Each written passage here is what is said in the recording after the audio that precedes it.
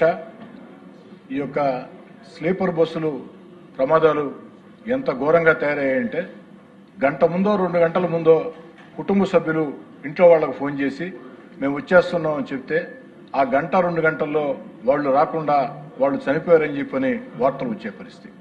అధ్యక్ష, ఇందుకు ప్రధాన కారణం ఈ స్లీపర్ బస్సుల్లో ఏమాత్రం ప్రమాణాలు పాటించడంలా, 2 డ్రైవర్లు ఉండాలా కానీ ఒక్క డ్రైవరే ఉంటున్నారు.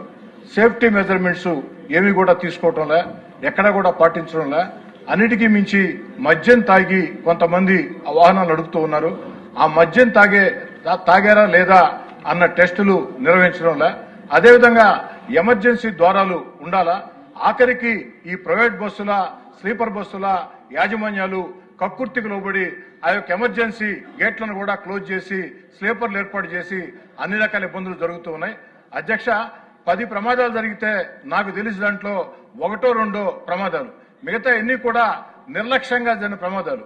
ఆ నిర్లక్ష్యంగా జరిగినప్పుడు ఆ నిర్లక్ష్యంగా ప్రాణాలు కోల్పోతే వారి మీద ప్రమాదాల కేసు పెట్టకుండా, అంటే యాక్సిడెంట్ కేసు పెట్టకుండా హత్య కేసు పెట్టాలని,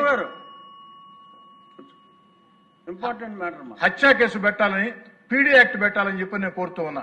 ఎందుకని చెప్తున్నాడు అధ్యక్ష, ఇందాకే చెప్పా మీకు, ఒక యాక్సిడెంట్ 10 యాక్సిడెంట్లో ఒక యాక్సిడెంట్ జరిగితే దాని మామూలు యాక్సిడెంట్, కానీ నిర్లక్ష్యం కారణంగా ఆ యొక్క మనుషులు చనిపోతే ఎంత బాధాకరమో, ఆ కుటుంబాల శోకం ఎవరు చెప్పుకోవాలో ఒక్కసారి ఆలోచన సాగించండి. కాబట్టి వాళ్ళ మీద కఠిన చర్యలు తీసుకోవాలా.